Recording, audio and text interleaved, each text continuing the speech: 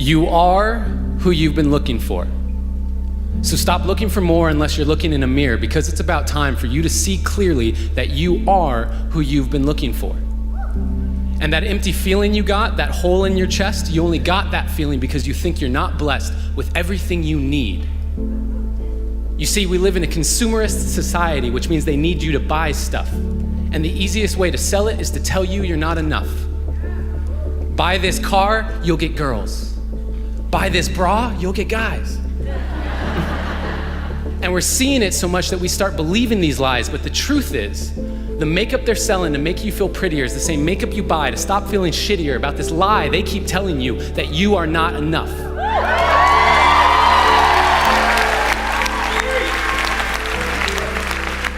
And what about the movies we watch, all the shows on TV? The more I watch, the more I see I need you to complete me. And yes, love is the answer, love is the key, but if you can't love yourself, how can you ever love me? And loving yourself, what does that even mean? Like massages and selfies and that sort of thing? Because the more I think about it, the more it feels weird. I've always been taught that self-love was something to be feared. I'm supposed to love myself, but how do I even do that? Well, I got a trick that I picked up from a friend who noticed that I was quick to defend her when she would say something negative about herself. She would say, "I'm so dumb," and I'd say, "You're so brilliant." She'd say, "I'm so weak," and I'd say, "You're so resilient." And when she said, "I feel ugly," and I said, "You look beautiful," she asked me why I was so dutifully filling up her cup constantly and yet treating my own cup so irresponsibly.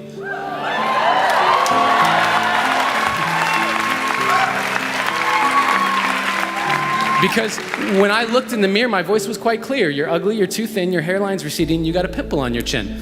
And that was when she gave me a piece of advice that changed my life. She gave me a hug. And she said, treat yourself like someone you loved.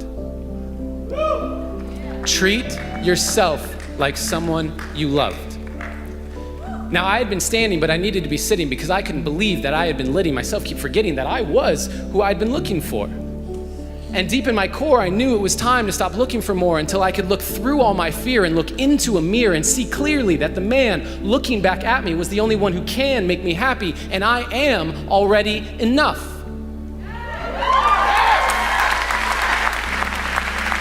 And I am not any more special or unique than you. That is why I'm here to speak to you. You are already enough. And when you start to see that, you will start to be that. Your world will get brighter, your load will get lighter, and you can see that with life, you can be a lover, not a fighter. And that life, you deserve it. Because you are worth it. And there is no point in letting yourself keep forgetting, because no matter what you say or do, you are perfect. And so today, I hope I leave you with a direction correction away from the flaws you see in your reflection. They aren't flaws to me, they are simply protection against all the doubts you have of your perfection.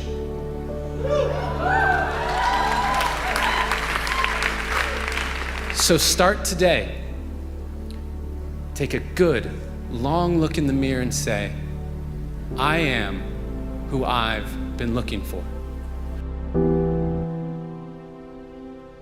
How much do you love yourself? Because if you understand the value of self-love, you'll never be friends with those type of people. Most of the people out here are running around empty. They have no sense of self. No sense of self-love. When I say self-love, it has nothing to do with celebrity, money, materialistic things, and all of the things that your negative mind could probably go to. It has nothing to do with self-love. It has nothing to do with looks. Nothing to do with cars and any of the superficial things that one would assume that could make you love yourself even more. It's a matter of knowing your value. It's a matter of you saying, I don't have to be around these people in these type of environments and situations in order for me to finally see the value in myself. I love me independent of you loving me. I believe in me I know my self-worth. I am here and I have a purpose. There is no value in having wisdom, knowledge, insight, spirituality, love. Every day, I am a work in progress.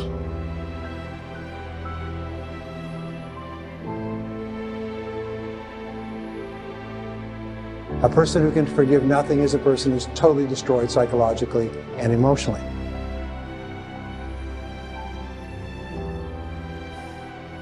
Forgive your parents. Forgive any relationship that you ever had that didn't work out. Forgive everyone else in your life that has ever hurt you in any way. Forgive yourself.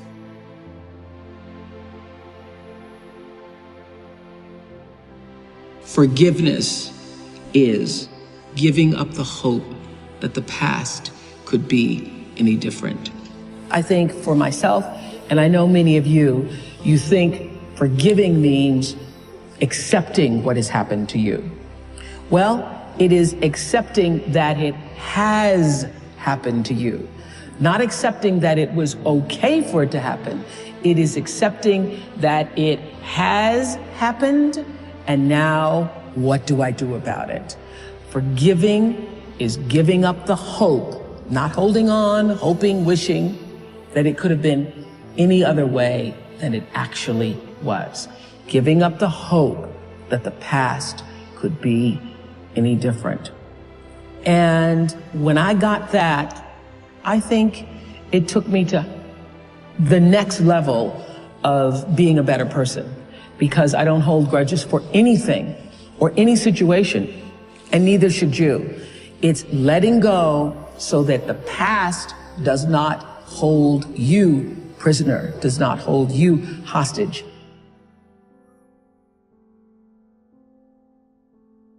See, life is cyclic. You're not, whatever experience you're having right now, it has not come to stay. It has come to pass. Not to stay, just to pass. It's just going through.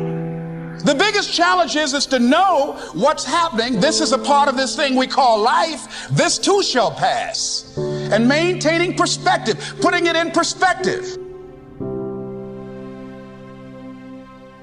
Let it go and begin to focus on developing myself. And I say to you, you're going to have people to do things to you. Things are going to happen to you. And the most important thing to do is to harness your will and let it go and move so you can grow, so you can get on with your life.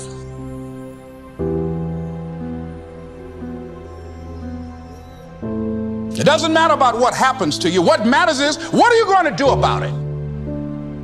What are you going to do now, Les? But if you want to begin to move into your own personal greatness, if you want to begin to really enjoy a happy, successful, healthy life, you've got to be willing to go against the tide. You've got to be willing to harness your will.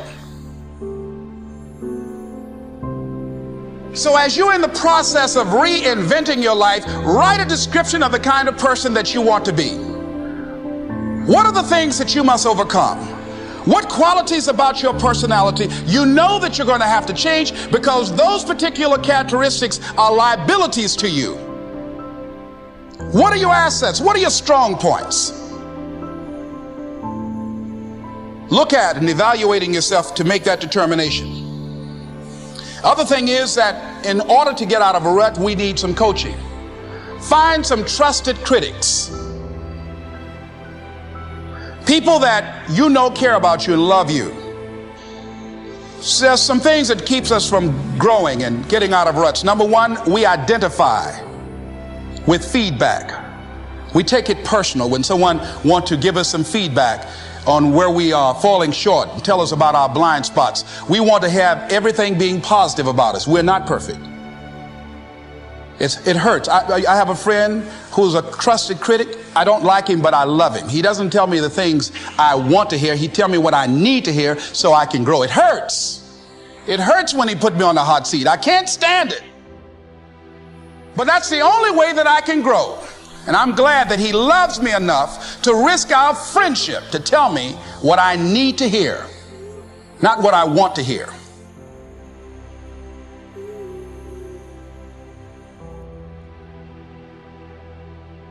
Stop scaring yourself. How often do you terrorize yourself with your own thoughts?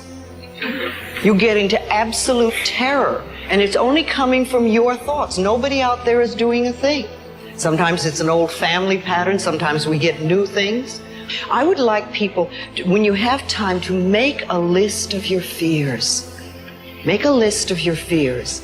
And then give yourself the opportunity to turn each fear into a positive affirmation.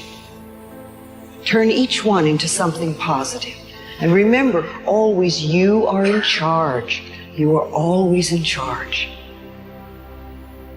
See, one idle thought doesn't make a whole lot of difference. Thoughts are like drops of water. You drop a drop of water and it doesn't mean much. But if you keep dropping and keep dropping, you get a puddle on the floor, and then you can get a little pond and a lake, and finally you can create an ocean. And with our own thoughts, we can drown in a sea of negativity, or we can float on the ocean of life. And it's up to us. The thoughts we think accumulate. And what sort of puddles are you standing in?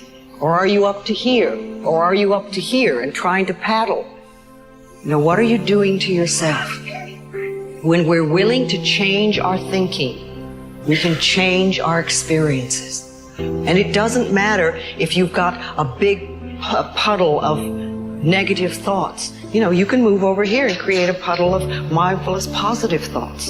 You can make changes, always. So you want to turn those fear thoughts into positive affirmations. Let them work for you.